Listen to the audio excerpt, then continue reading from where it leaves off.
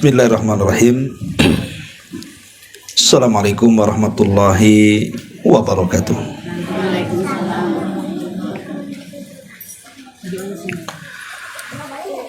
Alhamdulillah, wassalatu wassalamu ala rasulillah wa ala alihi wa sahbihi wa mawalah wa la hawla wa la quwata illa billahi wa ba'du.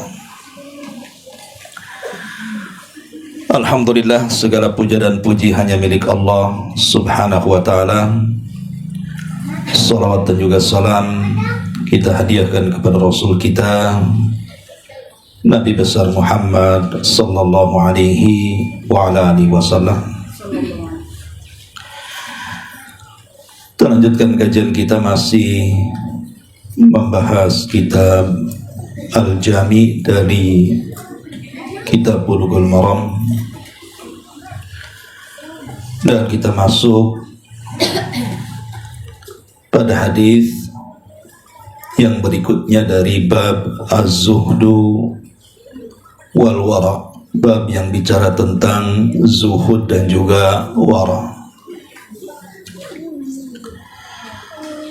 Nabi SAW bersabda di sini, kullu bani Adam khatta'un wa khairul khatta'ina tawwabun. Setiap anak Adam itu melakukan kesalahan, tapi sebaik-baik orang yang melakukan kesalahan adalah orang-orang yang segera bertobat kepada Allah subhanahu wa ta'ala. Kalimat khatta'un menggunakan tasdid itu berbeda dengan kalimat khata' tanpa tasdid. Kalau khata' saja artinya mungkin sekali dua kali melakukan kesalahan, boleh jadi dilakukan tanpa unsur kesengajaan. Tapi dalam hadis ini menggunakan tasdid khatta'un, artinya setiap anak Adam itu pasti akan banyak melakukan kesalahan. Jadi kesalahan yang dilakukannya itu bukan sekali dua kali, tapi terus-terusan. Dan boleh jadi kesalahan yang dilakukan terus-terusan itu ada unsur kesengajaan. Dan itulah tabiat manusia, kata para ulama. Manusia itu mulazimatun bil khata', akan senantiasa dihinggapi dengan kesalahan.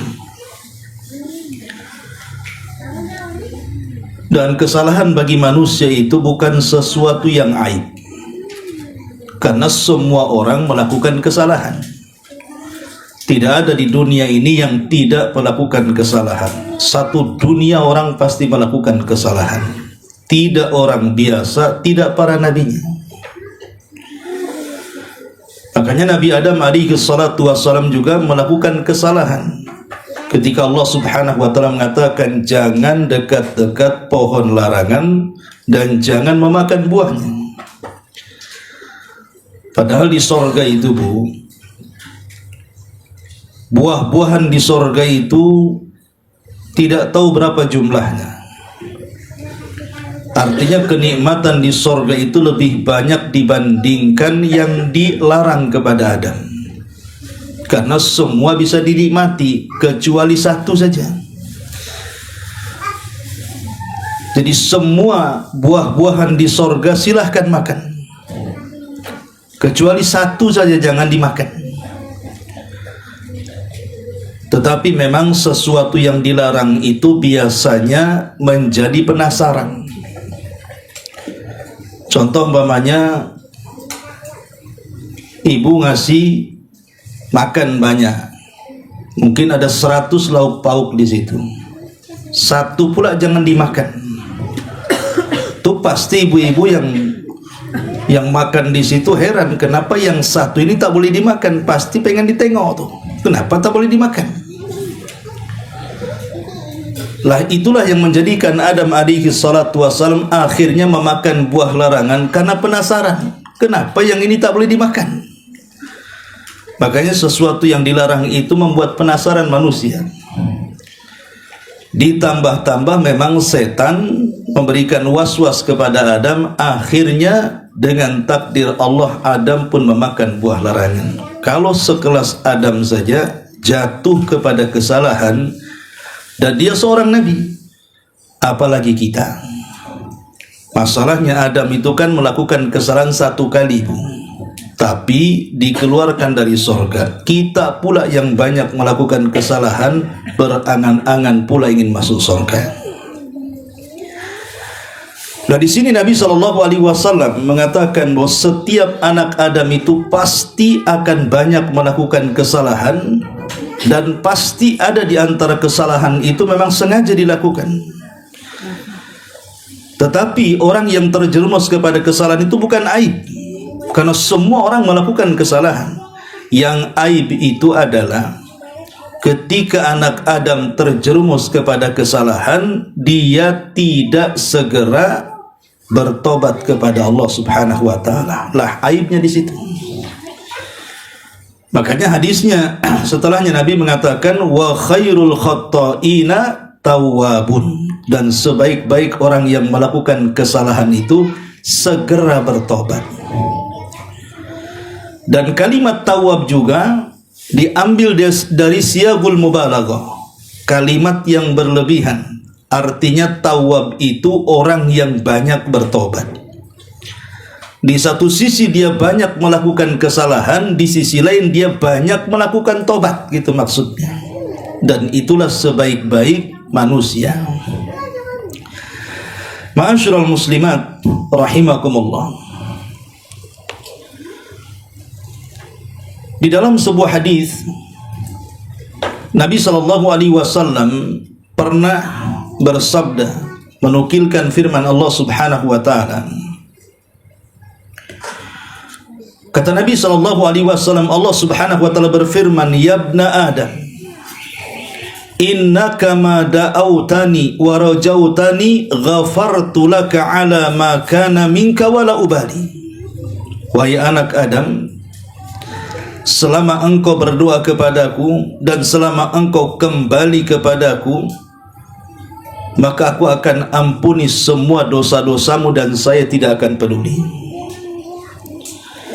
Dari sini kita tahu bahwa sebanyak apapun dosa yang kita lakukan, sebesar apapun kesalahan yang kita kerjakan, kalau kita kembali kepada Allah untuk meminta tobatnya, maka Allah tidak peduli dengan kesalahan kita.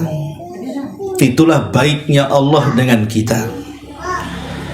Makanya di antara salah satu nama dari nama-nama Allah itu Al-Ghafur. Ghafur itu artinya maha mengampuni dosa dan maha menutup dosa. Jadi Ghafur itu dua maknanya. Pertama, diampuni dosa-dosanya. Yang kedua, ditutup dosa-dosanya.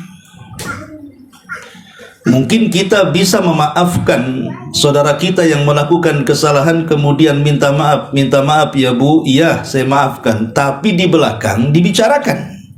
Itulah kita. Tadi si Anu datang minta maaf, dimaafkan nggak? Dimaafkan, tapi masih dongkol sedikit umpamanya. Jadi kita ini bisa dalam lisan kita memaafkan, tapi belum tentu menutup aib orang yang minta maaf. Tapi Allah Subhanahu wa taala selain memaafkan dosa-dosa kita, Dia tutup juga tuh dosa-dosa kita itu dari manusia. Itulah baiknya Allah Subhanahu wa taala. Ma'asyiral muslimat rahimakumullah. Kita tahu bahwa kalimat tawwab itu diambil dari kalimat taba yatubu tauba. Artinya orang yang kembali kepada Allah, sama dengan raja'a yarji'u ruju'an. Orang yang kembali kepada Allah. Apa maksud kembali di sini?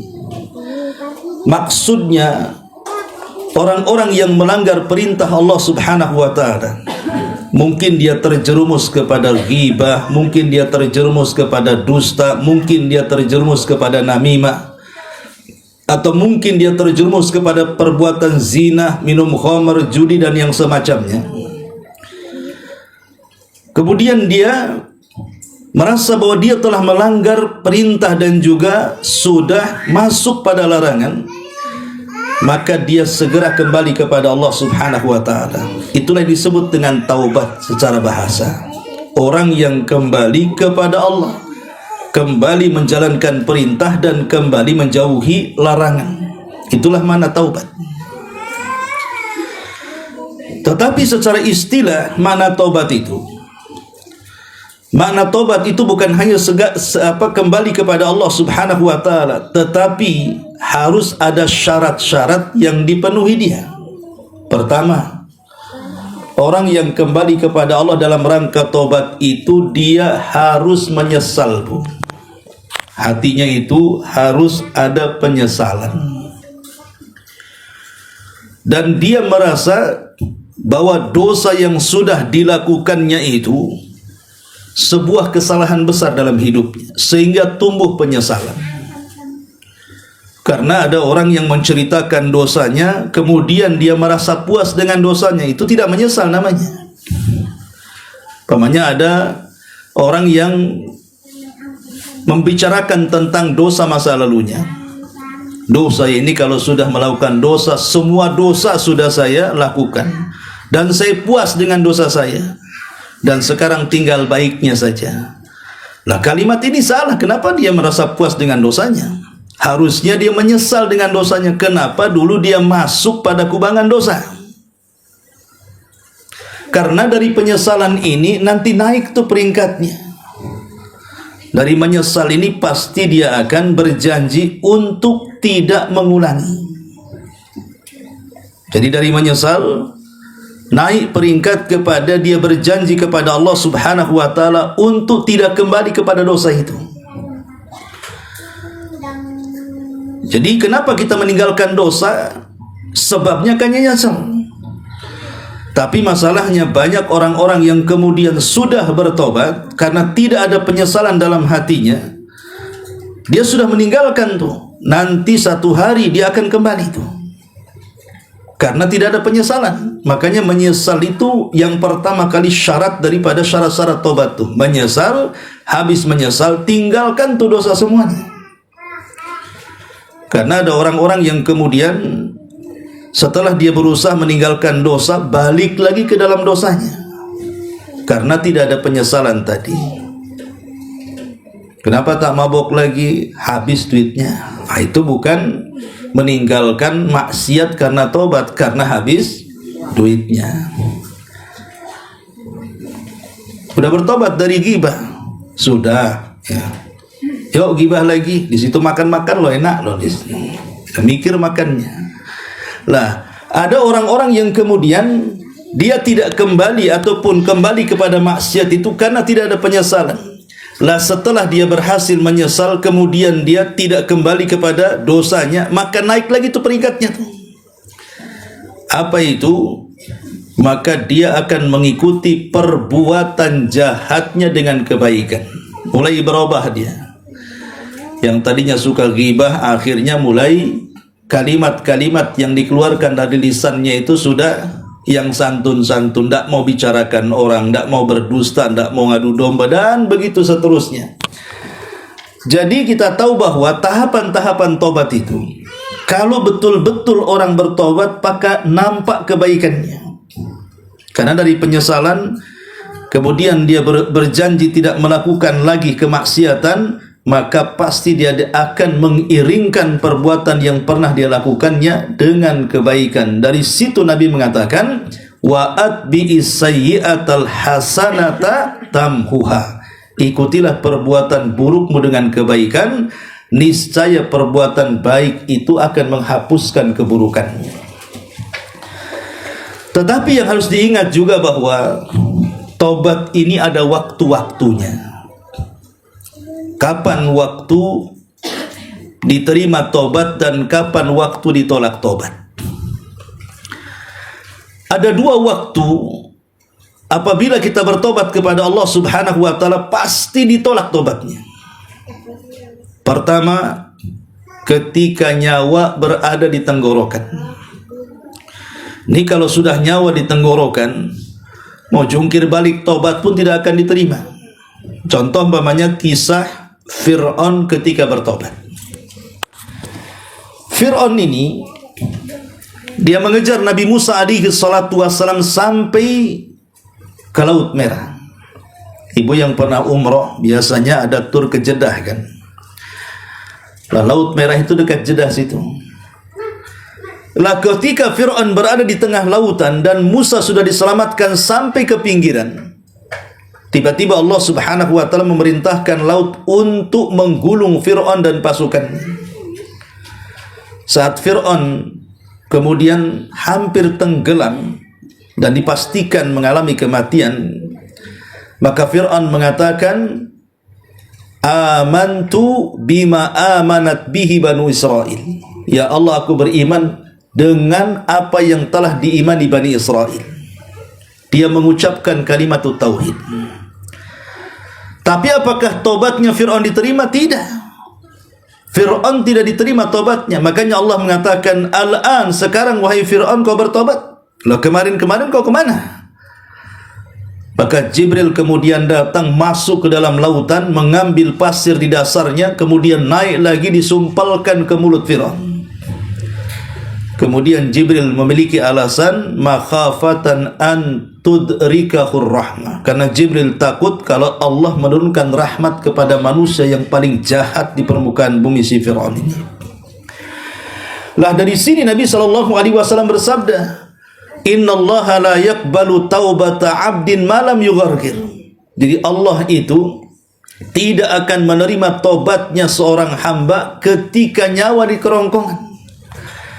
Maka sebelum nyawa di kerongkongan, bertobatlah kepada Allah Subhanahu wa taala. Makanya dianjurkan kalau orang sedang ziarah ke orang yang sedang sakit dan sakitnya nampak parah, ya, bimbing orang ini sebelum kematiannya untuk memperbanyak istighfar dan bertobat, supaya dia bisa mengakhiri ucapan yang diucapkan sebelum kematiannya, kalimat tauhid la ilaha illallah. Makanya Rasul mengatakan, lakinu mautakum bila ilaha illallah. Ejahkan orang yang sedang sakaratul maut dengan kalimat tauhid. Dan Rasul mengatakan, man kana akhiru kalamihi la ilaha illallah dakhalal jannah. Barang siapa yang akhir ucapannya la ilaha illallah, maka dijamin masuk surga. Ma'asyiral muslimat yang dimuliakan Allah Subhanahu wa taala. Kemudian yang kedua, matahari ketika terbit dari barat. Selama matahari terbit dari timur, artinya ada kesempatan bertobat. Tapi kalau sudah matahari terbit dari barat, sebagaimana hadis yang ma'ruf, di mana ketika manusia satu hari terlelap tidur di malam hari, kemudian datang waktu subuh, orang-orang yang beriman biasa mereka bangun kemudian sholat subuh. Tapi orang-orang yang kafir, orang-orang yang fasik, mereka terlelap tidur sampai matahari yang harusnya terbit tidak terbit. Maka orang-orang menunggu sampai siang hari, tapi matahari pun tak kunjung terbit. Kemudian mereka menunggu sampai sore hari, matahari pun tak kunjung terbit. Kemudian ketika yang harus matahari terbenam, tiba-tiba matahari muncul dari arah barat. Disitulah semua manusia menangis. Bukan hanya orang-orang yang melakukan maksiat, bahkan orang-orang yang beriman pun ikut menangis. Tapi apa gunanya menangis? Karena tidak ada guna lagi setelah terbit matahari dari arah barat. Sekalipun ada orang yang menyembah berhala, dibuang berhalanya, percuma, tobatnya sudah tidak diterima. Tapi tabiat manusia, Bu, sudah tahu nih tobatnya tidak diterima ketika terbit matahari dari arah barat. Para ulama mengatakan bahwa terbitnya matahari dari arah barat itu hanya 3 hari saja. Kemudian hari keempat, kelima dan seterusnya matahari akan normal terbit dari arah timur.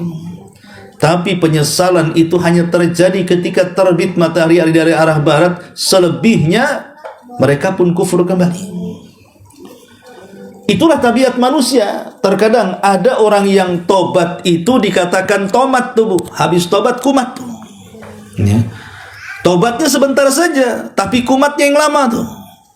Lah inilah sifat manusia, karena manusia melakukan dosa itu kan sumbernya dua. Kenapa manusia itu bisa melakukan dosa itu? Karena sumbernya dua. Pertama, sumber yang paling bahaya adalah hawa nafsu. Yang kedua, yang tak kalah bahayanya lagi adalah syaitan. Inilah sumber daripada kemaksiatan kita kepada Allah. Pertama, hawa nafsu. Allah Subhanahu wa taala berfirman di dalam Al-Qur'anul Karim ketika membicarakan tentang hawa nafsu. Apa kata Allah? Wa inna nafsa la ammaratun bisu. Sesungguhnya jiwa itu selalu memerintahkan kepada keburukan. Makanya kenapa kita diperintahkan Allah untuk menekan hawa nafsu? Karena hawa nafsu tidak bisa dihilangkan dari badan kita. Hawa nafsu kalau ingin dihilangkan, hilangkan jantung kita, Bu. Datang ke rumah sakit, kawal bros minta dioperasi. Dok, tolong angkat jantung saya, jangan ada lagi dalam badan saya. Kira-kira hidup nggak tuh? Nggak akan hidup, Bu, walaupun ibu ganti dengan jantung itu pohon pisang tuh. Ya. Karena jantung ini yang memompa semua darah yang menjadikan kita hidup. Lah hawa nafsu itu tidak mungkin keluar dari jantung. Jadi kalau kita menghilangkan hawa nafsu sama dengan menghilangkan jantung kita. Makanya karena hawa nafsu tidak bisa dihilangkan, hanya bisa ditekan, maka usahakan tekan tuh hawa nafsu supaya kita tidak mengikutinya. Sebab kalau sudah mengikuti dorongan hawa nafsu, pasti berbuat jahat kita ini. Kata Nabi SAW, bukanlah orang yang kuat itu orang yang pandai bergulat, tapi orang yang kuat itu orang yang bisa menahan hawa nafsunya. Jangan suka memperturutkan hawa nafsu. Di zaman Nabi ada sahabat namanya Abdullah ibn Umar radhiyallahu anhu. Dia menegur sahabat yang lainnya. Setiap mendapatkan rizki, pamannya dia bekerja dapat uang, selalu memperturutkan hawa nafsunya, ingin makan enak. Pokoknya setiap datang uang langsung ke pasar beli daging dan begitu seterusnya. Pokoknya ingin berpoya-poya. Kata Abdullah ibn Umar radhiyallahu anhuma, apakah setiap yang kau kehendaki harus kau turuti? Apakah setiap yang kau maukan harus kau turuti? Kata Abdullah ibn Umar, sebaiknya tidak seperti itu. Karena tidak semua memperturutkan hawa nafsu itu baik. Bahkan cenderung hawa nafsu itu memperturutkannya kepada keburukan. Dan kita pasti menyesal. Contohlah, umpamanya ibu masuk pasar. Itu yang ditulis itu sudah jelas ada 10 poin tuh. Dari bawang sampai merica. Masuk pasar. Yang dibeli bukan itu, Bu. Yang dibeli tas. Kemudian tengok pakaian bagus, dibeli kan itu. Lah terkadang apa yang sudah dibeli itu belakangan menyesal tuh. Kenapa aku tadi beli ini? Kan harusnya beli itu. Ya. Lah ini yang kecil-kecil saja terkadang itu timbul penyesalan. Karena memang hawa nafsu itu hanya untuk kepuasan saja. Dan kepuasan itu kan relatif. Terkadang puas saat membeli, setelah terbeli menyesal dia. Itu contoh kecil. Ya. Ya, contoh besarnya mungkin dorongan untuk ghibah, untuk zina, untuk minum khamar, untuk judi atau apalah namanya dari kemaksiatan. Itulah dorongan-dorongan harus tekan. Yang kedua, syaitan. Dalam sebuah hadis, ya, Nabi SAW bersabda, qala iblis, berkata iblis, ya Rabbi, wa izzatika la abrah agwi ibadaka ma damat arwahuhum fi ajsadihim. Kata iblis di hadapan Allah Subhanahu wa taala, ya Rabb, demi kemuliaan saya akan terus menggoda hamba-hambamu selama ruh mereka berada di jasad-jasad mereka. Ini janji iblis nih di hadapan Allah Subhanahu wa taala, bahwa dia akan menggoda Bani Adam itu selama ruh Bani Adam berada di jasadnya. Artinya kalau ibu masih hidup, maka selama ibu hidup pasti akan digoda setan. Kemudian kata iblis, setelah dia mengatakan seperti itu, maka Allah jawab, wa izzati wa jalali la azalu aghfiru lahum mastaghfaruni. Maka Allah jawab ucapan iblis, demi kemuliaanku dan demi keagunganku, saya pun akan senantiasa mengampuni mereka selama mereka bertobat dan istighfar kepadaku. Ma'asyiral muslimat rahimakumullah. Dari sini kita tahu bahwa sumber daripada maksiat yang kedua adalah syaitan. Setan sudah berjanji kepada Allah, selama kita hidup maka dia akan menggoda kita. Bahkan setan mengatakan dalam sebuah hadis, ya, dia mengatakan ahlaqtun nasa bidzunub. Aku akan hancurkan manusia itu dengan dosa-dosa yang mereka akan lakukan. Itu janji setan tuh. Aku akan hancurkan manusia dengan dosa yang mereka lakukan. Tetapi kata iblis apa? Dia mengatakan fa ahlakuni bila ilaha illallah wal istighfar. Tapi aku dihancurkan oleh anak Adam dengan dua perkara. Apa itu? Dengan la ilaha illallah dan dengan istighfar. Jadi setan menghancurkan kita dengan dosa, sementara kita bisa menghancurkan setan dengan tauhid dan istighfar. Makanya kalau ibu ingin bertobat dan beristighfar kepada Allah Azza wa Jal, ambil istighfar itu yang diiringi dengan tauhid. Ambil kalimat-kalimat istighfar itu yang diiringi dengan tauhid. Seperti umpamanya Nabi SAW mengatakan, man qala astaghfirullah hal azim alladzi la ilaha illa huwal hayyul qayyum wa atubu ilaih.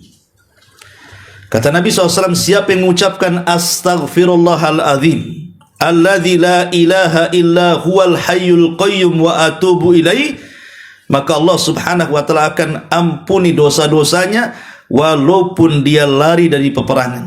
Lari dari peperangan itu hukumnya dosa besar.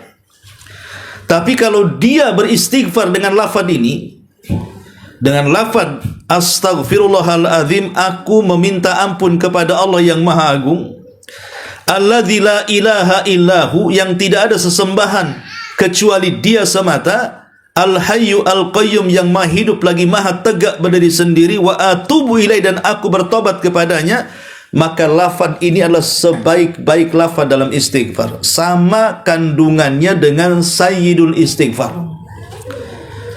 Apa sayyidul istighfar? Allahumma anta rabbi la ilaha illa anta khalaqtani wa ana abduka wa ana ala ahdika wa wa'dika mastata'tu a'udzubika min syarri ma sana' abu'u laka bi ni'matika 'alai wa abu'u bi dzambi faghfirli fa innahu la yaghfiru dzunuba illa anta. Lah, sayyidul istighfar ini dimulai dengan tauhid. Ya. Allahumma anta rabbi la ilaha illa anta. Lihat. Di sini Allah Subhanahu wa taala Rasul mengajarkan sayyidul istighfar, wahai Rabbku, Allahumma anta rabbi, engkau adalah zat yang tidak ada sesembahan yang berhak disembah kecuali dia. Lihat, sayyidul istighfar dimulakan dengan apa? Dengan tauhid. Baru setelah itu di ujung doa sayyidul istighfar ini ada kalimat faghfirli fa innahu la yaghfiru dzunuba illa anta. Kemudian baru dia meminta ampun kepada Allah Subhanahu wa taala, dimulai dengan tauhid dan diakhiri dengan istighfar. Tapi kalau hadis yang pertama dimulai dengan istighfar dan diakhiri dengan taubat ataupun dengan tauhid kepada Allah dan bertobat kepada Allah Azza wa Jalla. Maka kalau hendak beristighfar, ambillah istighfar yang mengiringkan antara tauhid dan istighfar. Kenapa? Karena hadis mengatakan di sini, kata setan itu, aku hancurkan Bani Adam dengan dosa, tapi mereka Bani Adam menghancurkan aku dengan la ilaha illallah dan dengan istighfar. Cara tobatnya gimana? Cara tobatnya, ibu ambil wudu, kemudian ibu sholat 2 rakaat, niatkan sebagai sholat tobat, kemudian bacalah sayyidul istighfar. Begitulah cara tobat. Ya. Ma'asyiral muslimat rahimakumullah. Kita tahu bahwa tobat ini ataupun manusia ketika melakukan dosa ini, tentu setiap dosa ini akan memiliki pengaruh yang tidak baik. Maka seorang mukmin itu harus takut dengan dosa-dosa yang dilakukannya. Kenapa kita ini harus takut dari dosa? Pertama, karena Allah Subhanahu wa ta'ala pasti akan menghisab dosa-dosa kita, baik kecil ataupun besar. Jangan salah sangka bahwa Allah itu membiarkan kita saat melakukan dosa. Tidak, semua sudah dicatat. Ada catatannya. Ma yalfidu min qaulin illa ladaihi raqibun atid. Di kiri kanan kita ini ada raqib dan atid. Tidaklah satu lafaz pun kecuali akan dicatatnya. Baik lafaz itu mengandung dosa akan dicatat, baik lafaz itu mengandung pahala akan dicatat, baik lafaz tidak mengandung dosa dan juga pahala tetap akan dicatat. Walaupun yang akan dihisab adalah yang mengandung dosa dan pahala. Tapi dari sini seorang mukmin harus menanamkan rasa takut, karena setiap dosa akan dihisab. Yang kedua, bahwa seorang mukmin itu jangan melihat kepada dosa. Ini kan dosa kecil saja, belum sampai dosa besar. Ya. Itu karena orang ini suka membagi-bagi. Ada dosa besar, ada dosa kecil, betul. Tapi pembagian dosa ini bukan pembagian dari Nabi, itu ulama yang membaginya supaya memudahkan untuk mempelajari. Maka seorang mukmin tidak boleh memandang ini kan dosa kecil saja, belum dosa besar. Ingat, yang harus ditanamkan seorang mukmin itu bukan pembagian dosa, tapi kepada siapa kita melakukan dosa. Jangan dibagi-bagi dosa itu, tapi tanamkan dalam hati seorang mukmin kepada siapa kita melakukan dosa, kepada Allah Subhanahu wa ta'ala. Karena sekecil apapun dosa ada hisabnya, apalagi besar.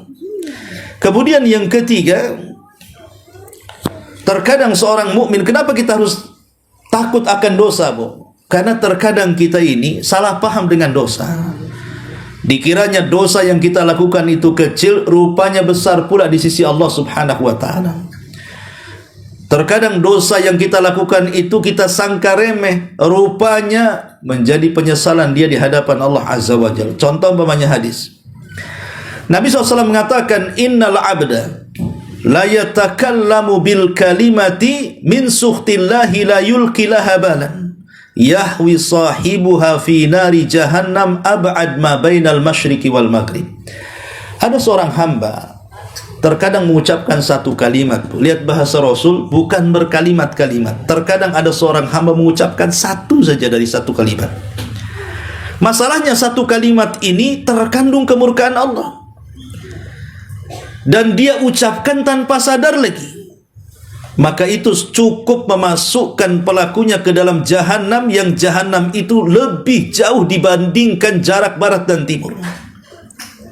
Kalau satu kalimat kemudian diucapkan tanpa sadar, tetapi mengandung laknat Allah, menyebabkan orang masuk ke dalam jahanam, macam mana, Bu, kalau diucapkan bukan satu kalimat tapi berkalimat-kalimat, kemudian diucapkannya bukan tanpa sadar, memang sudah dirangkai sebelumnya, maka lebih berhak lagi untuk masuk jahanam. Umpamanya ibu sudah ada agenda mau gibah jamaah, itu dari rumah sudah dirangkai kata-kata gibahnya itu, sudah ditulis, ini yang mau dibicarakan 1, item 2, item 3, nggak menggibah tetangga sebelah, sebelahnya lagi, sudah direncanakan tuh. Lah, yang tidak direncanakan saja dan diucapkan tidak lama, hanya satu kalimat, berapa detik satu kalimatnya. Gimana kalau sudah direncanakan gibahnya pula dari jam 7 sampai jam 7, jam 7 pagi sampai jam 7 malam kan itu. Maka lebih berhak masuk jahanam orang kayak gini. Ya, orangnya jahanam, masuk lagi ke dalam jahanam. Ya. Maka ini yang harus dipahami, bahwa jangan menyangka dia sedang melakukan dosa kecil, rupanya di hadapan Allah dia besar. Yang keempat, bahwa kenapa seorang mukmin harus takut dari dosa? Karena al-asi qad arada nafsahu li ghadabillahi wa iqab. Karena sadar ataupun tidak, orang yang bermaksiat itu dia sedang menentang kepada murka dan juga azab Allah Subhanahu wa taala. Di orang yang sedang maksiat itu menghalalkan dirinya untuk diazab sebenarnya. Dia tidak sadar kalau orang yang sedang bermaksiat itu sedang diintai dengan azab Allah. Makanya harus takut. Ya.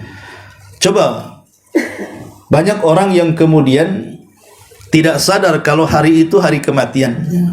Umpamanya dia udah beli motor bagus.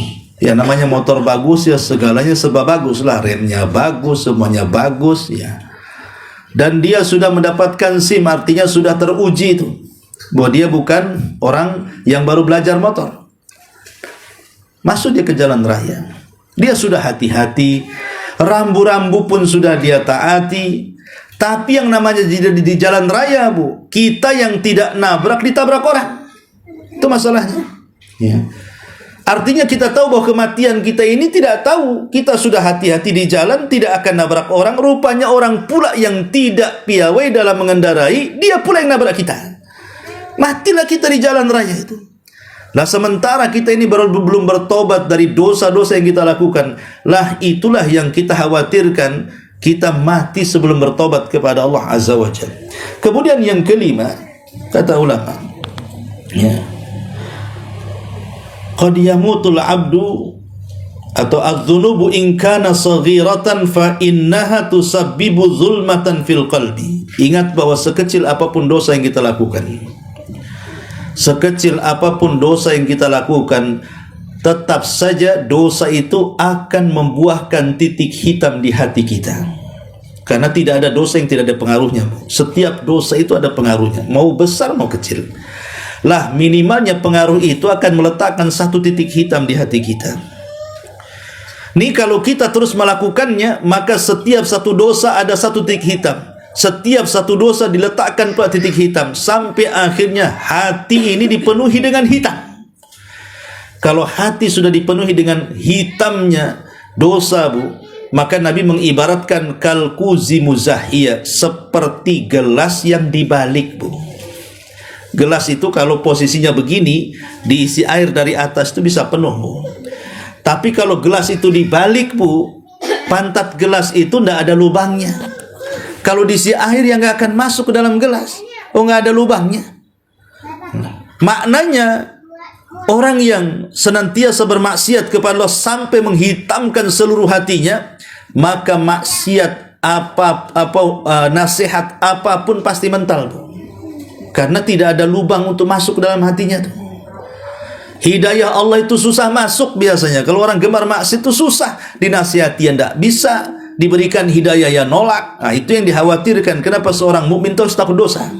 Karena setiap dosa ada pengaruhnya. Minimalnya meletakkan titik hitam di hati. Maka jauhi dosa. Ataupun yang selanjutnya, ihtiqarudz dzunub sababun liwuku'i fil kabairi wa tahlikati. Atau dosa-dosa kecil yang kita lakukan. Yang namanya dosa, Bu, mau kecil mau besar, anggaplah kecil. Kalau dilakukan hari-hari ya besar juga lah. Makanya ada istilah seorang penyair itu, kita lihat gunung yang besar itu terangkai dari apa gunung yang besar itu? Itu dari kerikil yang ditumpuk-tumpuk sehingga menjadi besar tuh. Kalau gunung itu kita hancurkan, ya isinya tanah dengan kerikil yang menumpuk-numpuk. Maka dosa juga sama tuh. Kalau dosa kecil terus dilakukan, lama-lama ya besar juga, numpuk juga tuh dosa tuh. Makanya kata Umar bin Khattab radhiyallahu an, la saghirata ma'al istimrar wala kabirata ma'al istighfar. Tidak ada dosa kecil kalau dilakukan terus-terusan pasti akan besar. Dan tidak ada dosa besar kalau senantiasa digempur dengan istighfar. Kemudian juga, kenapa kita harus takut kepada dosa? Karena ihtiqarudz dzunub ya'uqu anit taubah. Orang yang meremehkan dosa, Orang yang menganggap enteng dosa itu biasanya akan terhalang dari tobat. Orang yang senang dengan dosanya, dia tidak peduli dengan dosanya, itu akan sulit terhalang dari tobat orang seperti ini. Dan kalaupun dinasihati, pasti lagunya nanti-nanti. Kapan lu tobat? Nanti. Ya. Kapan tobat? Nanti. Katanya habis haji tobat. Nanti haji kedua kali gitu. Sebelum haji kedua kali dah mati dia. Lah, ada orang yang kemudian meremehkan sebuah maksiat, akhirnya terhalang tobat sampai kematiannya. Na'udzubillah. Ya, maka jangan sampai meremehkan dosa sehingga terhalang dari tobat sampai mati kita tidak bertobat. Akhirnya kemudian menghancurkan kehidupannya. Kemudian juga, kenapa seorang mukmin itu harus takut dengan melakukan dosa? Karena qad yamutul abdu wa huwa ya'sillah. Ini yang ditakutkan, dikhawatirkan seperti yang saya katakan tadi, dia mati dia sedang melakukan maksiat. Dia mati dia sedang melakukan kemaksiatan kepada Allah Azza wa Jalla. Makanya dahulu ada seorang ulama namanya Bishr al-Hafi. Bishr al-Hafi rahimahullahu ta'ala. Bishr al-Hafi ini diberikan rizki oleh Allah sangat luas sekali. Jadi seorang pedagang besar, dan hidupnya hanya untuk hura-hura saja. Semasa mudanya itu memang dia terkenal pedagang sukses. Jadi kalau dia dapat keuntungan dari perniagaannya, dia belikan budak-budak perempuan, dia belikan minuman-minuman khamar, kemudian dia hanya berhura-hura saja sepanjang hayatnya. Bishr al-Hafi itu. Sampai satu hari datang seorang pengemis. Saat Bishr al-Hafi itu sedang melakukan pesta pora di rumahnya dengan biduan-biduan wanita, minum khamar, berzina dan yang semacamnya. Jadi datang pengemis ini ke rumah Bishr al-Hafi. Tapi karena Bishr al-Hafi sedang sibuk dengan biduan-biduan wanita dalam rumah, yang mendatangi pembantunya. Kata pembantunya, "Wahai fulan, ada apa kau kemari?" Maka kata pengemis ini, "Saya ingin meminta sesuatu kepada Bishr al-Hafi. Dia kan orang kaya." Kata pembantunya, "Oh tidak bisa, Bishr bosku sedang berhura-hura di dalam, jangan ganggu dia." Maka kata pengemis ini, "Saya ingin tanya kepada kamu, Bishr ini siapa sebenarnya? Apakah dia orang merdeka ataukah dia budak?" Maka kata pembantunya, "Enak saja kau ngomong, dia bukan budak, dia orang merdeka." Maka kata pengemis, "Oh pantas saja dia orang merdeka. Rupanya dia merdeka segala-galanya. Merdeka dalam rangka melanggar perintah Allah. Merdeka dalam rangka untuk tidak melaksanakan perintah Allah. Merdeka untuk melakukan maksiat. Merdeka segalanya." Katakan kepada dia seperti itu. Tetapi kalau dia merasa budak hamba Allah, harusnya dia tidak melakukan seperti itu. Maka disampaikan ucapan pengemis ke Bishr al-Hafi. Awalnya tidak ditanggapi, Bu. Tapi setelah pesta pora itu, Bishr al-Hafi malamnya kemudian mimpinya melihat neraka, dimasukkan oleh Allah ke dalam neraka. Paginya dia terbangun ketakutan, teringat dengan ucapan si pengemis tadi. Maka akhirnya dia pun berjanji untuk mencari pengemis tadi. Dan dia bernazar tidak akan pakai sandal selamanya. Maka disebut Bishr al-Hafi. Hafi itu nyeker artinya. Setelah dia ketemu dengan pengemis tadi, dia berterima kasih atas nasihatnya, dia pun bertobat, dia habiskan uang kekayaannya untuk belajar ke sana kemari, akhirnya menjadi ulama dunia, Bu. Bishr al-Hafi menjadi ulama dunia, tapi orangnya nyeker kemana-mana. Ya. Tapi lihat bagaimana ketakutan para ulama dulu. Betapa banyak orang yang kemudian di atas maksiat itu akhirnya dicabut nyawanya oleh Allah Subhanahu wa taala. Betapa ruginya orang yang seperti ini. Makanya kenapa seorang mukmin harus takut dengan dosa? Karena takut dicabut nyawanya saat dia bermaksiat. Allah Subhanahu wa taala saat melakukan dosa. Saya pernah berdialog, Bu, dengan orang yang terkena penyakit LGBT, Bu. Banci kaleng bahasa kita. Kaleng kongguan. Jadi Saya bilang sama dia, kamu ini laki-laki kok gemoy kayak gini, ya, gemuk, ya, jalannya kayak perempuan, nggak pantas ah. Jadi, dia bilang apa?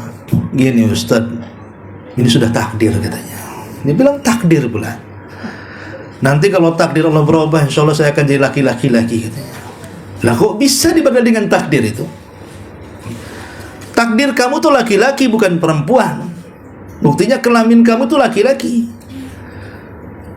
Dan kamu cerita tadi, kecil saya normal Ustaz, sudah besar kayak gini. Berarti bukan takdir, engkau yang memilihnya. Nah ini kadang-kadang ada orang yang melakukan dosa itu dalilnya takdir pula. Tidak. Allah itu sudah mentakdirkan manusia cuma dua jenis saja, laki-laki dan perempuan. Tidak ada yang ketiganya. Dari sini ada orang-orang yang melegalkan dosa itu dengan mencari alasan yang tidak benar. Intinya bahwa hadis ini kullu bani adam khata' wa khairul khata'ina tawwabun. Ini hadis yang sangat mulia, membuka rahmat Allah segalanya. Ingat, rahmat Allah itu luas. Jangan pernah berputus asa. Sebesar apapun dosa kita, kalau datang kepada Allah meminta ampun, pasti diampuni, Bu.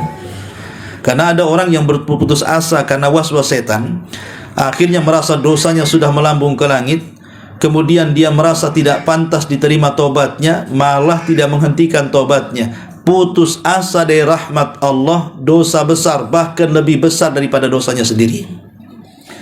Jadi seandainya orang ini hidup dari mulai akil balik sampai dia tua, dia bermaksiat, kemudian ingin bertobat dan berputus asa, maka dosa putus asa lebih berat daripada dosa yang dilakukan seumur hidupnya tuh.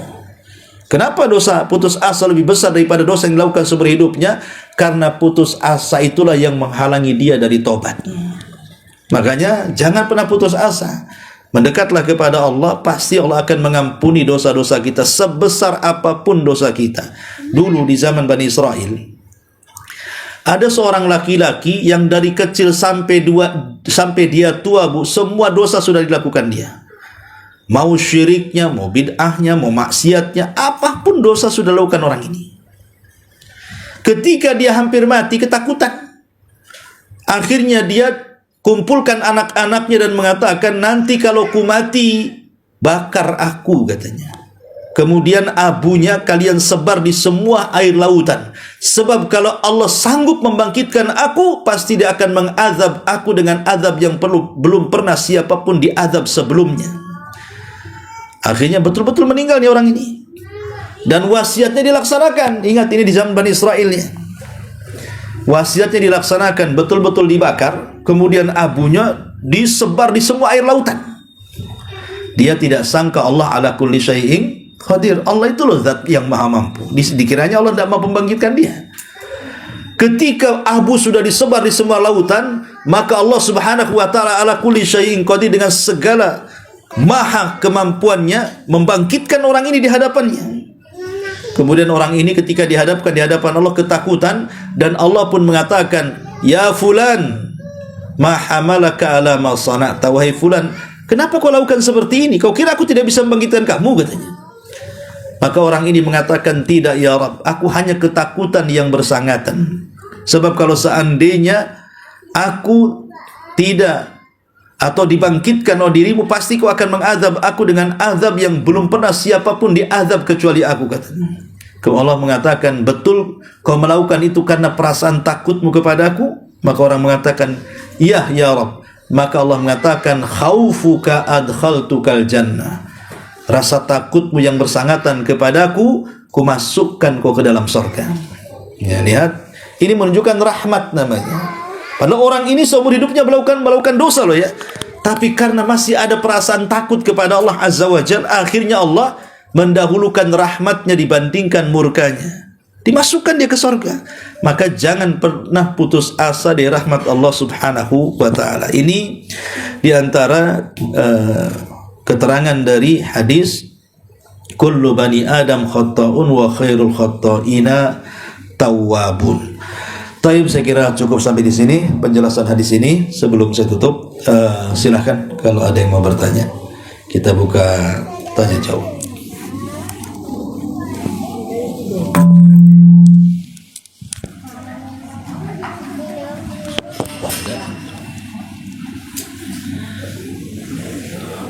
nggak ada, kita tutup.